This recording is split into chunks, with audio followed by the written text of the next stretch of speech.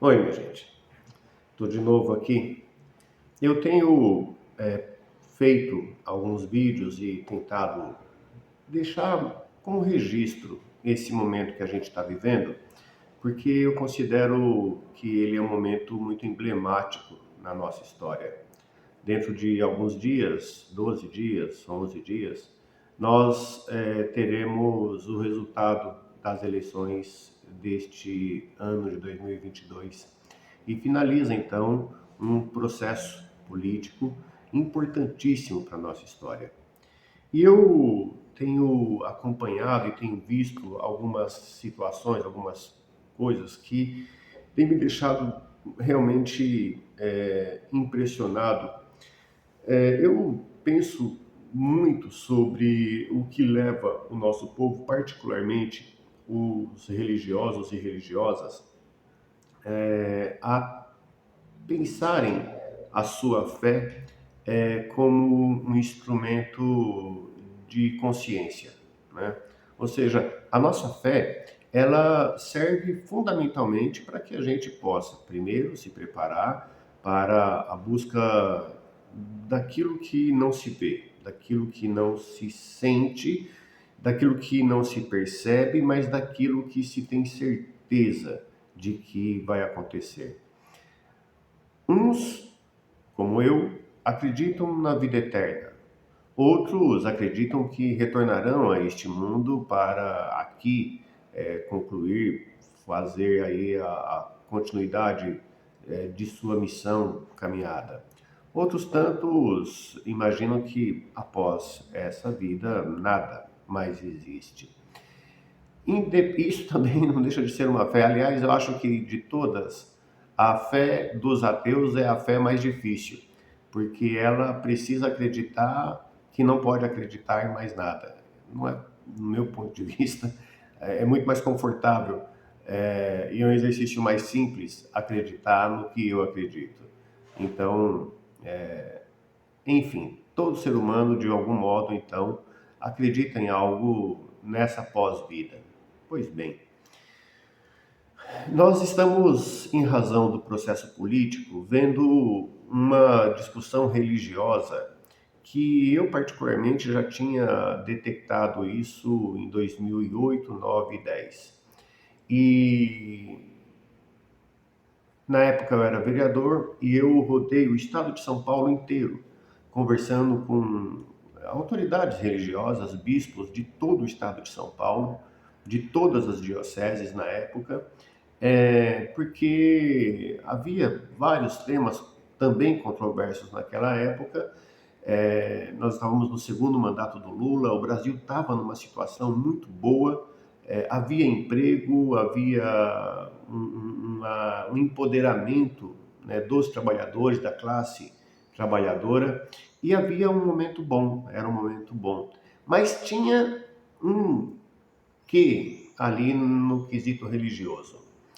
E eu comecei a tentar entender isso, porque ali havia um afastamento de um determinado setor da vida religiosa que falava muito sobre Deus, mas não queria falar sobre direitos humanos, ou seja, a lógica dos direitos humanos incomodava muito.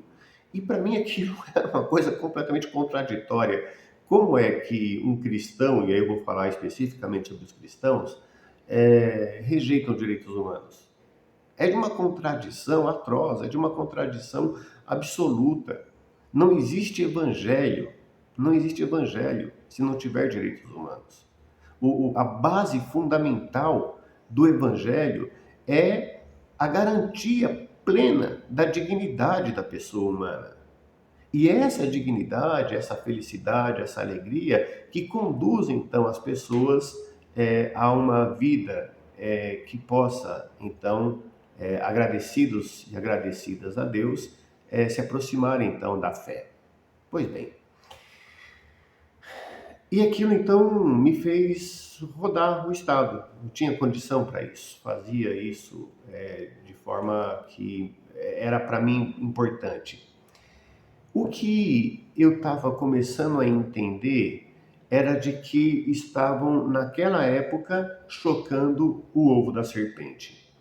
E hoje, passados aí 12 anos daquele diagnóstico, a serpente chocou seus ovos. E chocou seus ovos dentro da igreja. Nós temos uma atividade religiosa nesse momento que ela enxerga de maneira muito clara, muito plena, a perversidade da ação política, ela enxerga a maldade sendo feita diuturnamente contra o povo, ela reconhece as limitações que a política impõe aos pobres e ainda assim essa religiosidade apoia tudo isso incrivelmente. Quando um líder religioso ousa falar para esse setor religioso que crianças estão com fome, que famílias estão morando em ruas, que existe uma violência como método político, que há um desemprego estrutural que leva a um subemprego e que tira completamente direitos e dignidade dos trabalhadores e das trabalhadoras, que há um desmatamento, que existe uma situação do clima no planeta que precisa ser corrigido, que, aliás, há quem diga que nem mesmo corrigindo vai dar certo, porque tem um problema acontecendo no planeta muito grave. E tudo isso dentro de uma manipulação da fé. E quando esses assuntos são trazidos à tona, trazidos à baila, comparando isso com o que pensa o Evangelho, então essas pessoas dizem, isso é coisa de comunista. Não, isso é coisa do Evangelho. Se os comunistas, em tese, concordam com esse tema, meu irmão e minha irmã, então significa que os comunistas estão mais próximos de Deus do que você. Eu vi uma postagem de uma pessoa que eu tenho muito carinho, numa rede social, no Facebook, e aí tem um jovem que foi assassinado, e do lado da foto desse jovem está a imagem de Lula, atrelando então a imagem de Lula ao assassinato, porque supostamente Lula defende bandidos.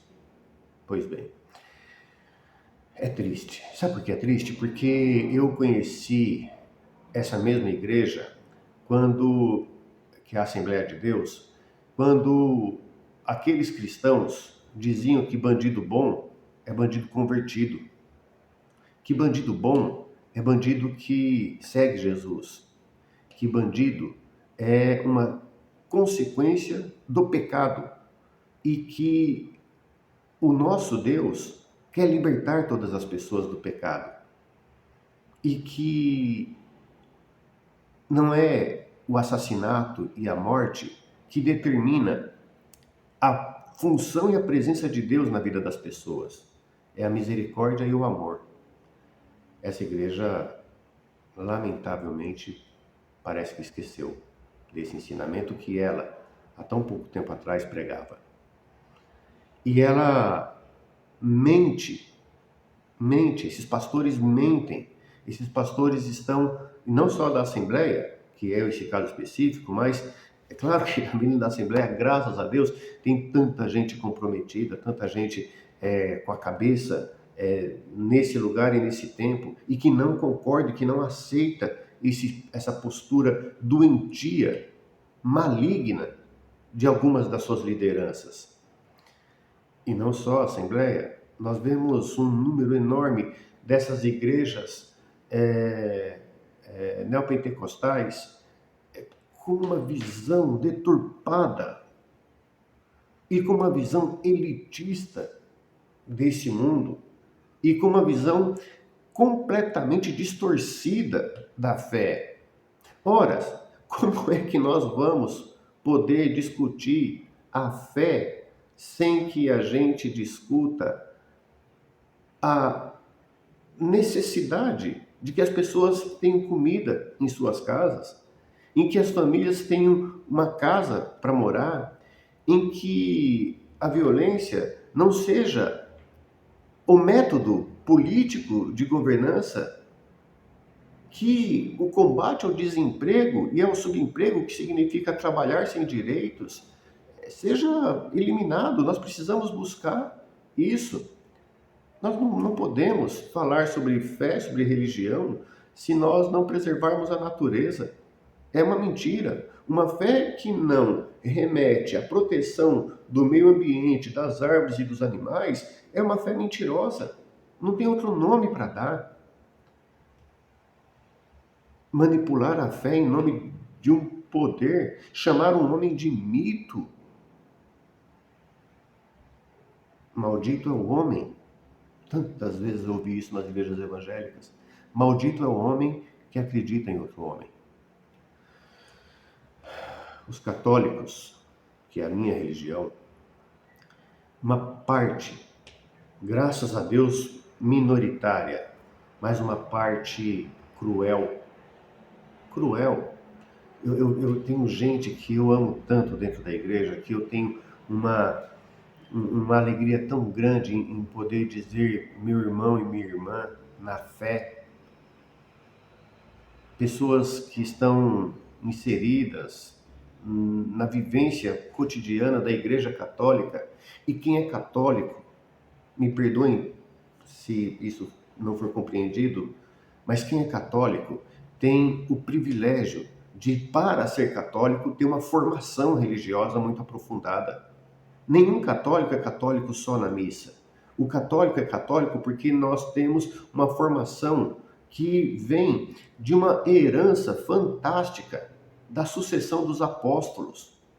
Nós temos, como católicos, a alegria de sustentar a fé cristã desde o seu princípio.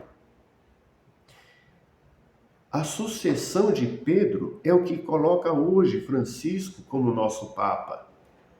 Mas essa sucessão ela é acompanhada por uma questão da sabedoria da Igreja Católica, da ação do Espírito Santo dentro da Igreja Católica, onde nós somos alimentados por duas grandes fontes, a palavra e os documentos da Igreja.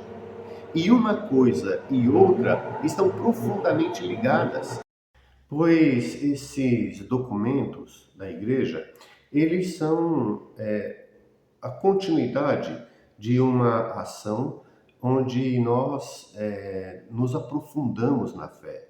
Então, os documentos da Igreja é o que baliza a fé católica. E, nesse sentido, ela dá uma sustentação para que nós possamos compreender melhor o nosso papel enquanto católicos no meio da sociedade.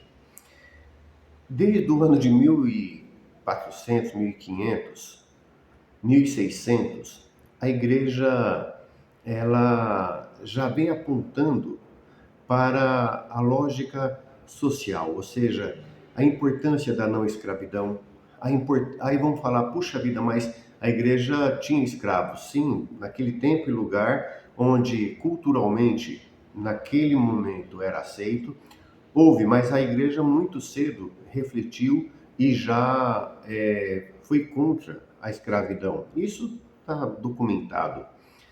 Pois bem, a grande questão que nós temos, então, é a de que nós precisamos ver ou rever conceitos sobre o significado de ser cristão. E nesse sentido, não é possível que um católico apoie as atrocidades de um cara que vilipendia a igreja, que profana o templo e que cria uma divisão que é uma maldição para a igreja. É uma pessoa que leva aquele tipo de gente para o santuário, não para poder fazer o dia santo, mas apenas para criar tumulto, para vaiar o bispo quando ele fala que crianças estão com fome. Do lado de fora, pelo som da igreja, ao ouvir homilia, essas pessoas vaiavam, e você apoia esse cara que estava sendo defendido por essas pessoas que estavam vaiando? O cardeal Scherer, Odilo Scherer, cardeal arcebispo aqui de São Paulo, da capital, ele vem sendo xingado por, católicos, inclusive, porque ele tem uma vestimenta vermelha. Nem que dá risada, porque chega a ser ridículo. Aliás, é ridículo. Porque a roupa púrpura é a roupa dos cardeais. Tem um significado, um símbolo importantíssimo, que é o de doar a própria vida, se necessário for, em nome do Evangelho. É sangue. E os caras estão xingando ele porque, segundo esses lunáticos, católicos, viu? Católicos, a roupa dele é um símbolo pró-Lula, porque ele é comunista. Não é porque é a roupa do cardeal, porque é a cor própria dos cardeais. É isso, é isso. Nós não podemos mais conviver com isso, porque tem uma outra questão, que essa não é para rir, essa é para chorar. A perseguição aos cristãos já começou. Dá para ver? Dá para perceber que toda pessoa que pensa diferente dessa gente, ela é tida como comunistas, seja lá o que significar isso, na concepção que eles têm, porque evidentemente que o comunismo, todos sabem, quer dizer, todos sabem não, se soubesse não falava besteira, né? Mas sabe o significado político disso. E foram os comunistas que foram perseguidos também durante toda a sua existência por essa maluquice, por uma concepção de vida, por uma concepção ideológica. E é evidente que o comunismo tem erros importantes, erros que não podem ser repetidos, erros que assemelham as piores práticas políticas num determinado momento da história. Mas nenhum comunista defende, nesse tempo e nesse lugar, aquilo que se dizia e que se diz deles nesse momento. Não defende. Mas essa não é a questão. A questão maior é a importância da gente esclarecer que nós que defendemos a vida, da sua concepção à morte natural, mas passando pelo meio com dignidade, com direito à comida, com direito à educação, à saúde, ao esporte, à cultura, ao lazer, à liberdade religiosa, inclusive a de não ter religião, a de rejeitar as armas. Pátria amada não pode ser uma pátria armada. É óbvio. É óbvio que isso é absolutamente dentro do conceito evangélico, menos para os evangélicos que não têm conceito de evangelho. Menos para os católicos, que perderam completamente a noção do ridículo, inclusive, e que alguns católicos acham que são mais católicos do que o Papa, que são mais católicos do que os bispos, que são mais católicos do que eu. Como pode? Até porque eu não consigo ter a concepção de que eu seja mais católico do que outra pessoa. Eu sou católico. Então, minha gente, eu espero de verdade que a gente possa refletir sobre todas essas coisas e que a gente possa ter a tranquilidade de que o lado certo da história é com Lula. Não tenho a menor dúvida disso.